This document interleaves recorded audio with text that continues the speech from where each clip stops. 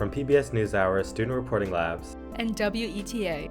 This is On Our Minds with Ashely and Tyler, a podcast about the teenage experience made by teenagers for teenagers. Because we all need a place to feel heard.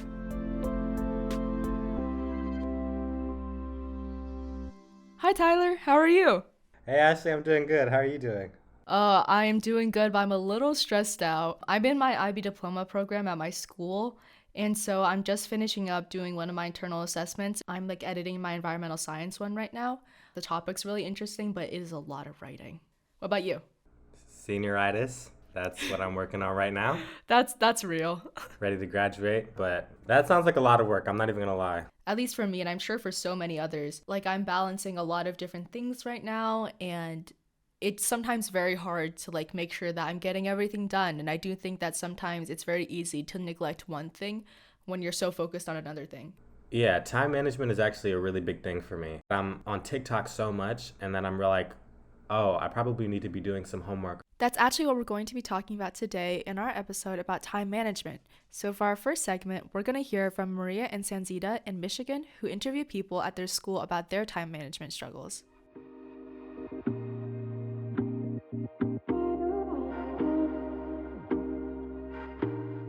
Hi Maria, how are you doing today? Hey Sanzeda, I'm doing good. How are you? Good, but recently I've been struggling with time management. I don't know why though. Yes? Oh my gosh, girl. Literally, it's such an essential skill that's not taught in school, and I do not know why. My friend George and I were talking about time management. We got really deep into the details about it. Hi George. Hey Sanzeda. As a football player, how do you manage all your classes, homework assignments, and all that? It's really just about having a goal that you want to achieve. That's basically your motivation to keep going. I have this big motivation of just give everything to my parents that they've given to me. If schools were to have taught time management skills, do you think it would help you now?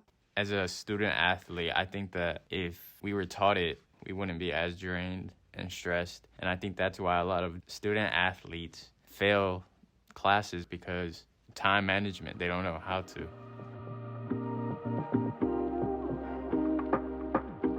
Hi Nabiha. I was wondering, how do you deal with time management? I like to section off my day, so I like to think about all of the things that I have to do immediately and the things that I have to do later on. So this could be a project or an assignment, and I like to give myself mini breaks as well, because I feel like I don't really want to overwork myself. If time management skills were taught to students in school, how do you think it would help you and your peers? I believe that if the school had a course for us to learn how to manage our time, it would help significantly, and that could be teaching us how to section off our days, this hour for math, this hour for ELA, this hour for science. So yeah, I feel like it would help significantly for all students. Personally for me, I'd ask my teacher, Miss Willis, my AP seminar teacher. I think she would have some really great advice. Why do you think that time management isn't taught in schools? I think that we don't teach a lot of life skill kind of things. At one point in time, in the dinosaur days, we used to have home ec and those very practical skills that people needed, and we took them out of the schools for people to get the grade, do this, do that we miss so many foundational things that we need to learn to live and be productive. Stuff that you need to know how to do every single day, and nobody is teaching that to you.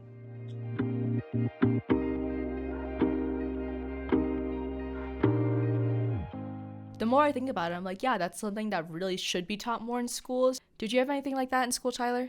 We actually have advisory, what we call a homeroom. I think the initial purpose of the class was not so that everybody else could learn about time management, but it was so that the people who were behind in standardized testing stuff could get extra help or whatever during the school week without having to come after school or something like that. Most students don't really pay attention during the class, but I mean, at least it's there. Do you have anything like that at your school?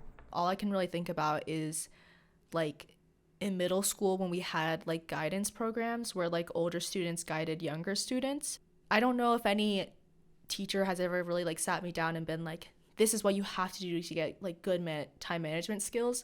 It's kind of funny because I think that most of my distractions come from my phone, but for a lot of people, using their phone is kind of a way to manage time because there's a lot of different apps that can help with studying and time management. And here's Claire from Maryland with more on how these apps can help.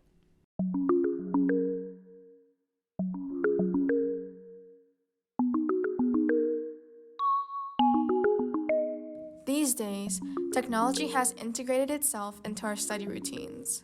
We access materials online, take notes on our devices, and look up answers to difficult questions whenever we want. At the same time, technology and social media can be super distracting, as I find myself ditching my work to scroll on Instagram way too often. But after talking with other high school students, I've realized that teens have found their own ways to keep themselves off the TikTok For You page and on task. Here's Michaela. Recently, I started using an app called Study Bunny. At first, I was a bit skeptical that it would be beneficial, but overall, it really helped me stay off my phone and make the most out of my study time. Like the other day, I set a timer for 20 minutes on the app, and then I reviewed flashcards until the timer went off. The concept is pretty simple. You set a timer for a certain time, and then you get coins when you are done. However, if you pause the app or go on your phone for more than 7 minutes, the amount of coins you're rewarded decreases, and then these coins can be used to customize your bunny. Like mine currently wears an avocado costume with a fedora and is underwater. My goal is to one day get enough coins to send my bunny into space. The app includes other features such as flashcards, to-do lists, music tracks to play on loop, and a monthly report of your total studying time. Milani, another student at my school, has found a different use for study apps. I think I like Quizlet the most. I saw my friends using it, they encouraged me to start using it, and it's like everybody in the school uses it. So when you're writing notes down in school, like you have basically different key terms, and so in the Quizlet, they'll have those on like flashcards, and you can flip it. There's a definition, there's like the word, and so it helps me connect with just memorizing things and being able to memorize important terms. But what about the students who constantly get distracted while flipping through flashcards? Sam, a senior, has a solution. It's called Planty, and I found it to be really helpful. It's a lot of fun. I know myself, and I know that if my phone is near me, I'll probably be distracted. But what the app does is when you open it, you can start a study session, and you'll time it for like 3 hours, 2 hours, however long you want, and then it starts growing a tree. You can see it growing as you go along, and like sprouting branches, growing flowers. And if you navigate away from that app at any time, like if you open Spotify, text messages, Instagram, whatever app that's not Planty, your tree will die. As time goes on, you don't want to kill the tree because you're like, I already put so much time into this, even though it's a tiny little tree and it like doesn't matter. You still don't want to get rid of it. I just think it's so wonderful that we're using technology, even though it's a distractor in our life, and it's really negative sometimes. I'm so glad that it has that flip side, or it's also such a fantastic and great way to moderate itself.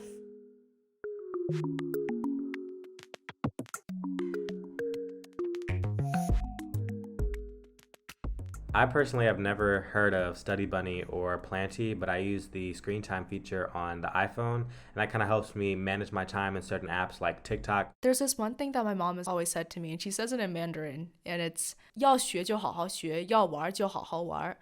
And it basically just means if you're going to study really hard. But if you're going to like play, if you're going to goof off and have fun like very hard. So like if you're going to do something, do it with your full commitment so that you don't feel regret about it later. Yeah, taking breaks can be so essential for being able to get in a productive mindset. And actually, our correspondent Vaishnavi interviewed Dr. Lisa Damour, a clinical psychologist who specializes in teen mental health. You might remember her from last season's episode about eating disorders. But this time around, she talks about the topic of focus, distraction, and fascination.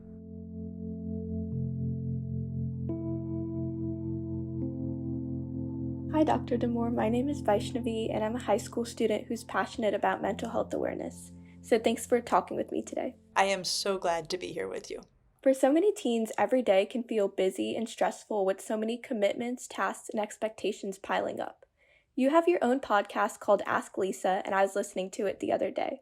You talked about hard and soft fascination. Could you explain what these are? So, hard and soft fascination are terms that psychologists use to describe different kinds of attention. So hard fascination is when we do things that requires all of our attention. They're hugely compelling, they're absorbing. So it might be, reading a really fascinating book or playing a really complex game or being in a very enthralling conversation. And soft fascination is where we do things that actually don't require all that much of our attention. So it might be boring things or routinized things like washing the dishes or taking a shower. And if we think of attention as having a bandwidth, soft fascination only takes up some of the bandwidth and leaves the rest of the bandwidth open. We can use these to help maintain a sense of mental equilibrium. So if we are really feeling stuck in a rut about something, if something has gone wrong and we can't stop thinking about it, and the more we think about it, the worse we feel, that's a really good time to get some hard fascination on board, to change our mental channel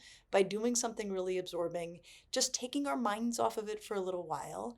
And often what people find is when they go back to what they were upset about, if they've taken a break, it doesn't look so bad or feel so bad. They can manage it in a fresh way. Soft fascination comes in handy if we are feeling overwhelmed and our minds are feeling cluttered. If, as I say, I feel like I have too many mental tabs open. When we let our mind roam free, it often goes and finds tabs that it can close. The most universal experience of this is having one's best ideas in the shower. And what I really love about the science of hard and soft fascination is that it helps to put ourselves in the driver's seat with our own attention and to realize that we can make tactical decisions about how we deploy our attention to help ourselves feel better. So I read that soft fascination with nature specifically can have such a revitalizing presence, and why does nature have this positive effect?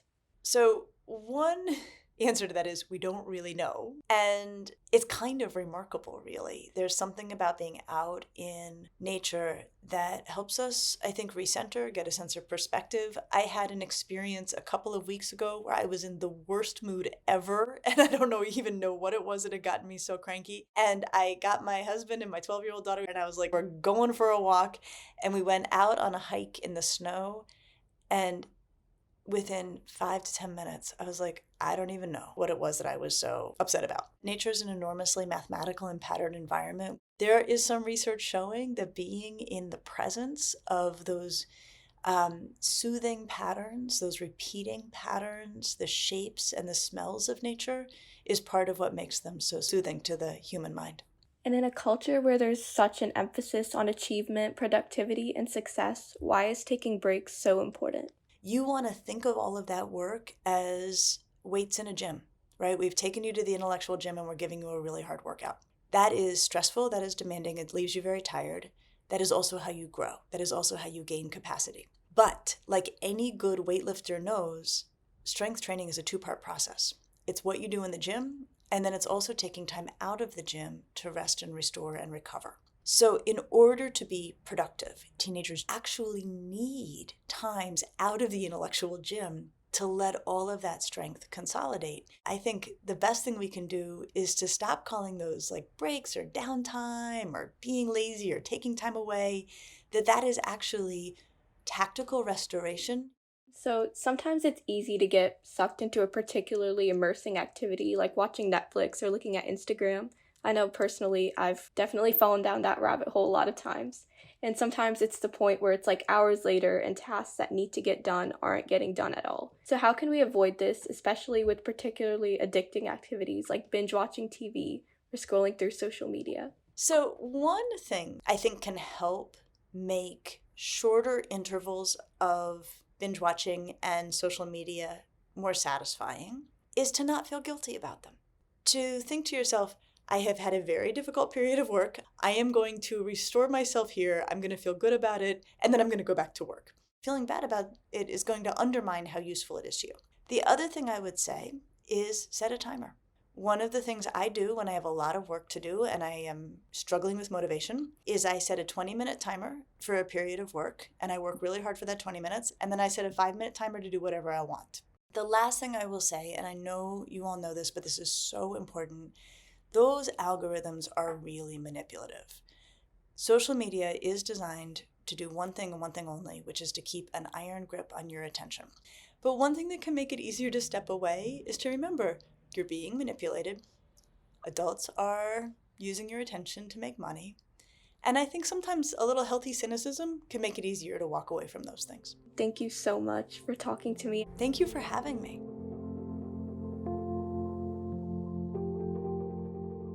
Especially as of late, as I'm rounding out junior year, I think that I've been feeling a lot of stress lately, and I think that the more I think about that stress, the more stressed out I get about being stressed.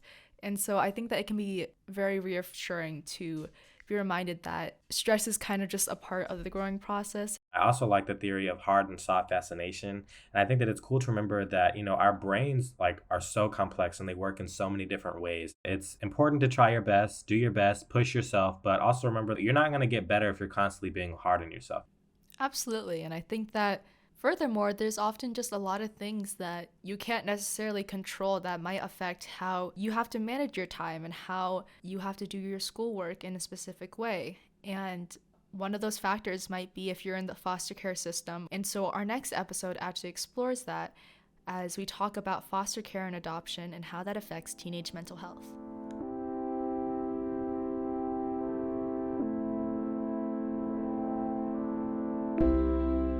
Today's segments were produced by Maria and Sanzeda from Cass Technical High School in Detroit, Michigan, and Claire and Michaela from Richard Montgomery High School in Rockville, Maryland. This episode was produced and edited by youth media producer Becky Wandel with help from lead podcast producer Briget Ganske, editorial director Marie Kusick, and executive producer Leah Clapman. Special thanks to our correspondent Vaishnavi and Dr. Lisa Damour. Theme music by Jackson Teedens. Additional music by Blue Dot Sessions. On Our Minds is supported by the Arthur Vining Davis Foundations. If you or someone you know needs help, we have a list of resources at studentreportinglabs.org/mental health resources.